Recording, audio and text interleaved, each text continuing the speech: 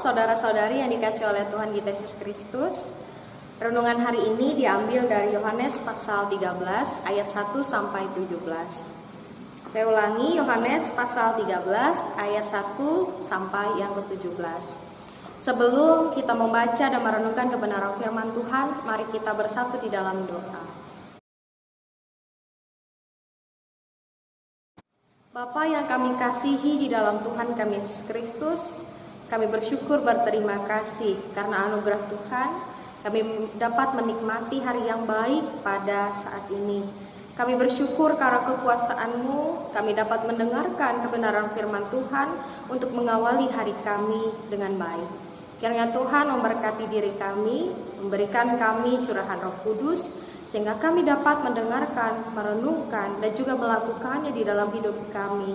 Berfirmanlah sebab kami siap sedia. Amin. Saudara-saudari, saya akan membacakannya bagi kita semua. Yohanes pasalnya yang ke-13, ayat pertama hingga sampai ayat yang ke-17 dengan perikop, Yesus membasuh kaki murid-muridnya.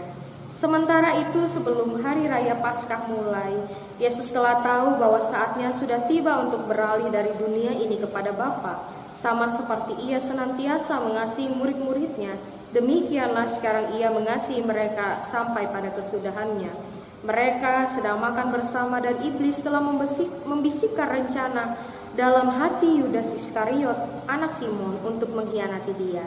Yesus tahu bahwa Bapanya telah menyerahkan segala sesuatu kepadanya dan bahwa Ia datang dari Allah dan kembali kepada Allah. Lalu bangunlah Yesus dan menanggalkan jubahnya. Ia mengambil selai kain lenan dan mengikatkannya pada pinggangnya. Kemudian Ia menuangkan air ke dalam sebuah basi dan mulai membasuh kaki murid-muridnya, lalu menyekanya dengan kain yang terikat pada pinggangnya itu. Maka sampailah Ia kepada Simon Petrus. Kata Petrus kepadanya, "Tuhan, Engkau hendak membasuh kakiku?" Jawab Yesus kepadanya, "Apa yang kuperbuat Engkau tidak tahu sekarang, tetapi Engkau akan mengertinya kelak."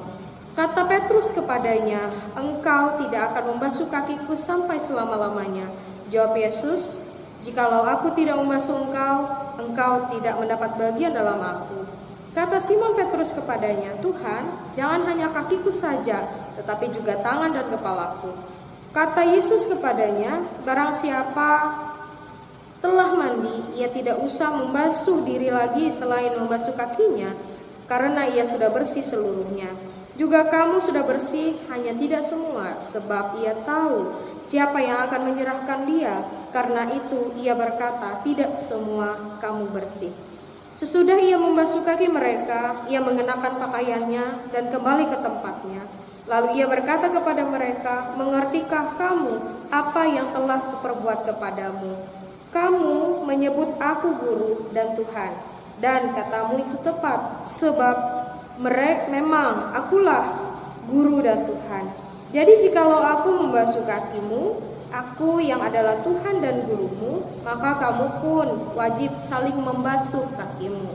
Sebab aku telah memberikan suatu teladan kepada kamu, supaya kamu juga berbuat sama seperti yang telah kuperbuat kepadamu.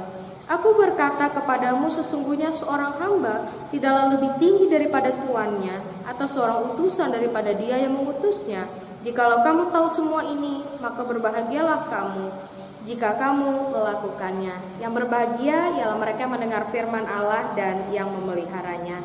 Saudara-saudara yang dikasihi oleh Tuhan kita Yesus Kristus, tema renungan pada saat ini yaitu mengetahui tanpa melakukan tidak cocok dengan ajaran Kristus.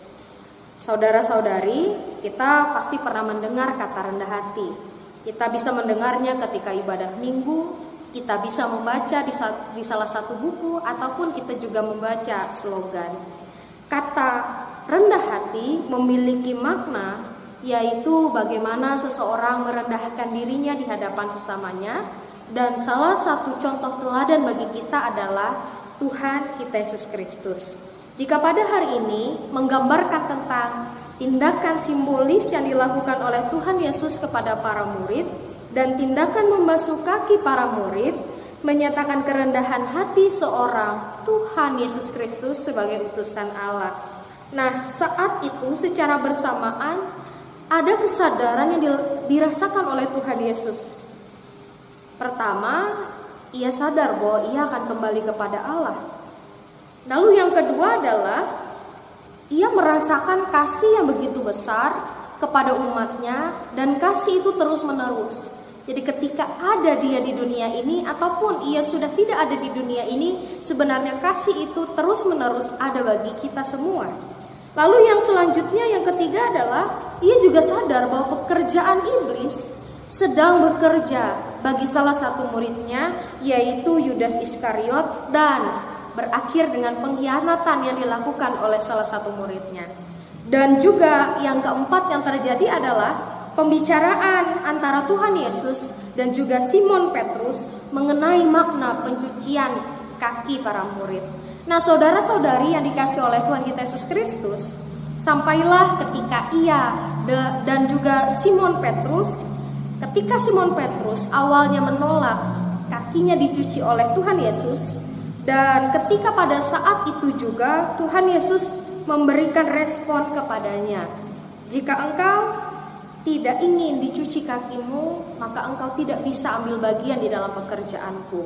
Mendengar hal tersebut, akhirnya respon daripada Simon Petrus adalah, ya Tuhan, jangan hanya kakiku yang dicuci, tetapi juga tangan dan juga kepalaku. Simon Petrus tidak mengetahui makna sebenarnya dari pencucian kaki, tetapi Tuhan Yesus memberikan gambaran dan memberikan contoh bahwa ketika Tuhan Yesus melayani para murid, ia menyatakan tentang kerendahan hati.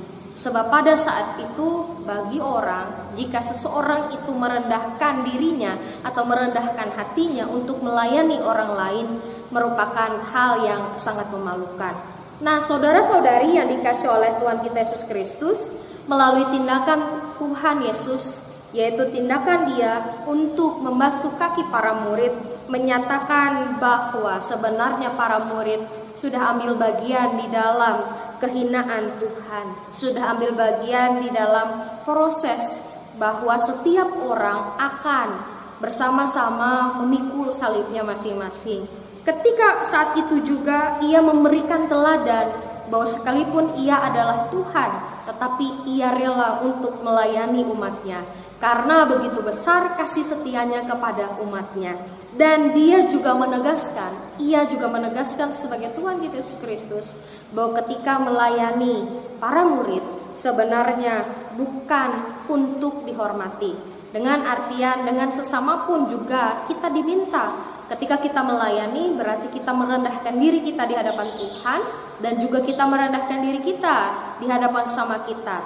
Bukan tindakan untuk minta dihormati karena berbagai hal. Nah, saudara-saudari yang dikasihi oleh Tuhan kita Yesus Kristus, di dalam kehidupan pekerjaan kita, di dalam kehidupan pelayanan kita, di dalam kehidupan keluarga atau pribadi kita juga bisa belajar melalui kebenaran firman Tuhan pada saat ini.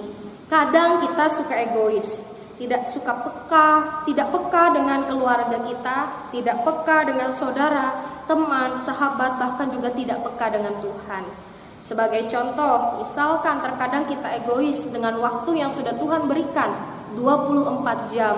Kadang 3 menit saja kita menyisihkan waktu kita berdoa di pagi hari, kita sering kali lupa. Atau mungkin kita juga tidak peka dengan keberadaan keluarga kita, suami atau istri kita, karena mereka begitu lelah dengan pekerjaan mereka, lalu kita seakan-akan hanya perlu dilayani, bukan untuk melayani.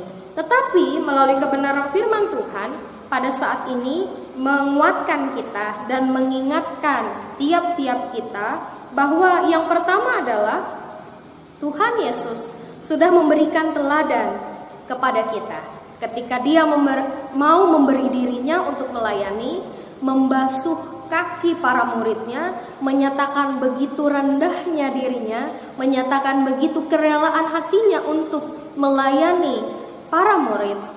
Hal demikian menjadikan kepada tiap kita bahwa hal tersebut adalah contoh atau teladan bagi kita.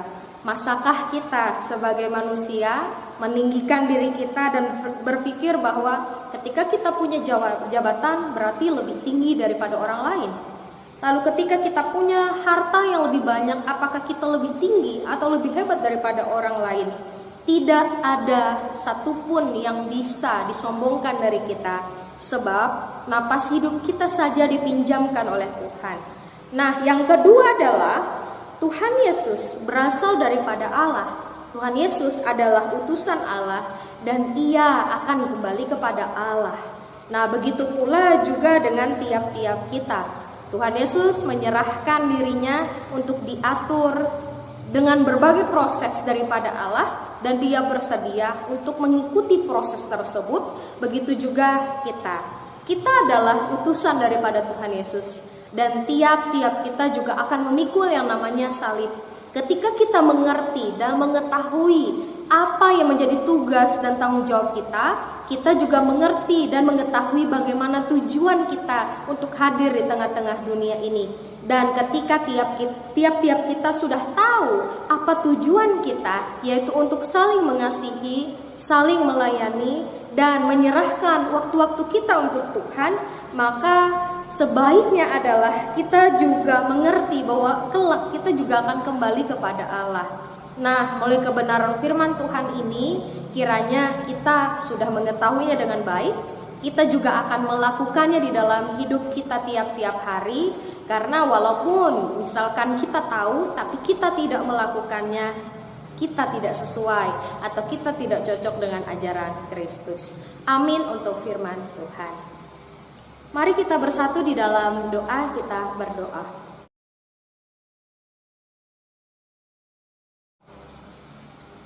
Allah Bapa yang bertahta di dalam kerajaan sorga, untuk pagi ini kami bersyukur berterima kasih.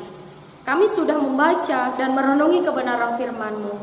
Kami memerlukan Tuhan di dalam hidup kami, sehingga kami dikuatkan, kami disempurnakan di dalam Tuhan. Tentu ada begitu banyak kesalahan, dosa yang kami lakukan, kepadamu ya Tuhan, atau juga kepada sesama kami, baik melalui pikiran, perkataan, atau dengan perbuatan kami yang tidak berkenan di hadapan-Mu. Tuhan kiranya memberkati kami, menguduskan masing-masing kami, agar melalui kebenaran firman Tuhan, dan karena Allah lah, maka kami dapat melakukan hari ini berbagai pekerjaan, pelayanan, dan tugas tanggung jawab kami di dalam kehidupan keluarga dan pribadi boleh Tuhan berkati. Allah Bapa yang baik, kami berdoa untuk bangsa dan negara kami. Tuhan memberkati para pemimpin kami dari tingkat pusat hingga sampai daerah. Berikan kedamaian, kerukunan satu dengan yang lain, sehingga kami saling mengingatkan, saling mendukung satu dengan yang lain ya Tuhan. Kami juga berdoa pada kesempatan saat ini untuk Majelis Sinode Gereja Kalimantan Evangelis, dan Tuhan akan memberkati tiap-tiap orang yang sudah melayani Tuhan dengan baik. Berkati kami juga sidang jemaat-Mu dimanapun kami berada. Siapapun yang boleh bersama-sama dengan kami untuk berdoa pada saat ini, Tuhan akan mengurapi, menjaga, memelihara kami. Berkati pekerjaan kami, apapun itu ya Tuhan. Kami yakin dan percaya kami membawa nama baik Tuhan di tengah-tengah dunia ini, dan kami juga mampu melakukan kasih.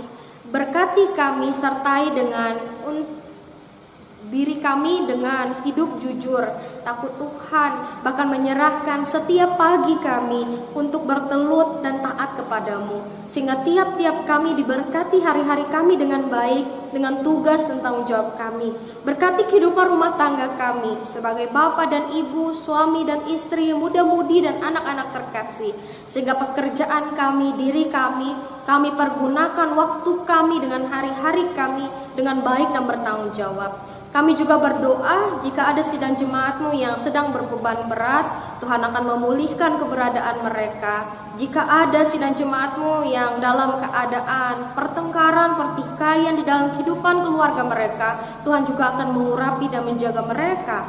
Jika ada sidang jemaat-Mu yang sedang sakit, Tuhan juga pun akan memberkati, menyertai dan memulihkan keberadaan mereka. Begitu pula juga jika ada yang pada bulan ini berulang tahun, Tuhan juga akan memberkati hari-hari mereka dengan baik dan bertanggung jawab. Terima kasih Allah Bapa, Engkau terus menguatkan kami di dalam hari-hari kami. Kami satukan doa kami di dalam satu doa yang sudah Tuhan ajarkan kepada kami demikian. Bapa kami yang ada di sorga, dikuduskanlah namamu, datanglah kerajaanmu, jadilah kehendak-Mu di bumi seperti di sorga. Berikanlah kami pada hari ini makanan kami yang secukupnya, dan ampunilah kami akan kesalahan kami, seperti kami juga mengampuni orang yang bersalah kepada kami. Dan janganlah membawa kami ke dalam pencobaan, tetapi lepaskanlah kami daripada yang jahat, karena Engkau yang punya kerajaan, kuasa, dan kemuliaan sampai selama-lamanya. Amin.